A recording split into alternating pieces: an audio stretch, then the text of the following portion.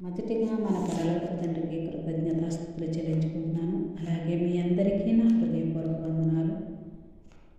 ఆదికాండము 9వ అధ్యాయం మొదటి వచనం నుంచి ఆఖరి 29వ వచనం వరకు చదువుకుందాం. మరియు దేవుడు నోవాహును అతని కుమారులను ఆశీర్వదించి, మీరు ఫలించి అభివృద్ధి పొంది భూమిని నింపుడి. మీ భయమును మీ బెదురును అడవి జంతువులన్నిటికీ, ఆకాశ పక్షులన్నిటికీ, నేల మీద ప్రాకు ప్రతి పురుగుకును, సముద్రపు చేపలన్నిటికీ కలుగును. అవి మీ చేతికి కప్పగింపబడి ఉన్నవే. ప్రాణం గల సమస్త చరములు మీకు ఆహారమగును. పచ్చని కూర మొక్కలనిచ్చినట్లు వాటిని మీకు ఇచ్చి ఉన్నాను. అయినను మాంసమును దాని రక్తంతో మీరు తినకూడదు. రక్తమే దాని ప్రాణము. మరియు మీకు ప్రాణమైన మీ రక్తమును గూర్చి విచారణ చేయుదును. దాని గూర్చి ప్రతి జంతువును నరులను విచారణ చేయుదును. ప్రతి నరుని ప్రాణమును గూర్చి వాని సహోదరుని విచారణ చేయుదును. నరుని రక్తమును చిందించు వాని రక్తము నరుని వలననే చిందింపబడును. ఎలయనగా దేవుడు తన స్వరూపమందు నరుని చేసెను. మీరు ఫలించి అభివృద్ధి నందుడి.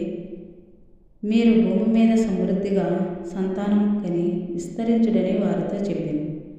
మరియు దేవుడు నోవాహు అతని కుమారులతో, ఇదిగో, నేను మీతోనూ మీ తదనంతరము మీ సంతానంతోనూ మీతో కూడనున్న ప్రతి జీవితోనూ, పక్షులేమి పశువులేమి, మీతో కూడా సమస్తమైన భూజంతువులేమి, వాడలో నుండి బయటకు వచ్చిన సమస్త భూజంతువులతోనూ నా నిబంధన స్థిరపరచుచున్నాను.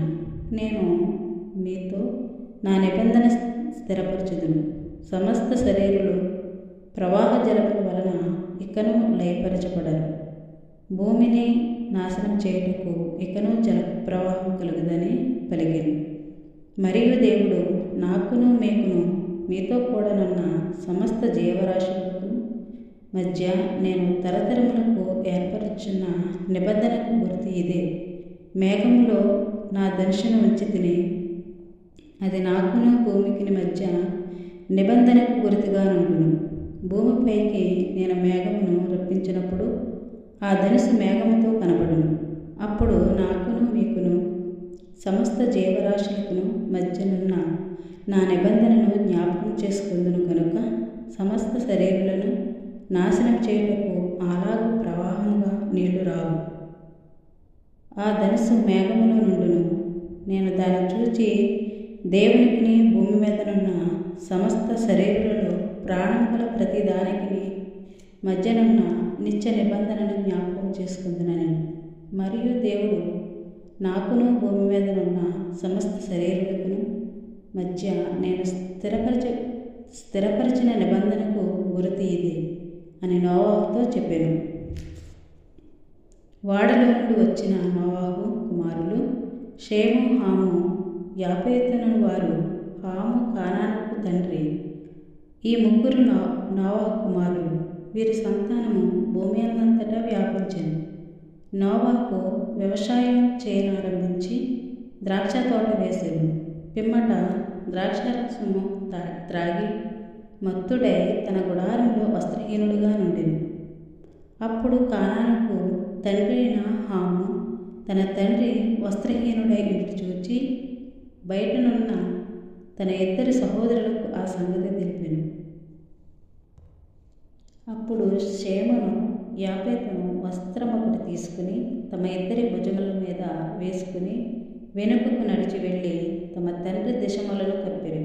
వారి ముఖములు వెనుక తట్టు ఉండుట వలన తమ తండ్రి దిశములను చూడలేదు. అప్పుడు నోవాహు మత్తు నుండి మేలుకుని తన చిన్న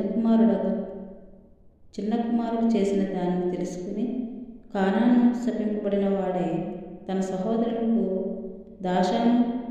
దాసుడగును అనెను. మరియు అతడు షేము దేవుడైన యెహోవా స్తుతింపబడును గాక, కానాను అతనికి దాసుడగును. దేవుడు యాపేతును విశాలపరచును. అతడు షేము గుడారములలో నివసించును. అతనికి కానాను దాసుడగును అనెను.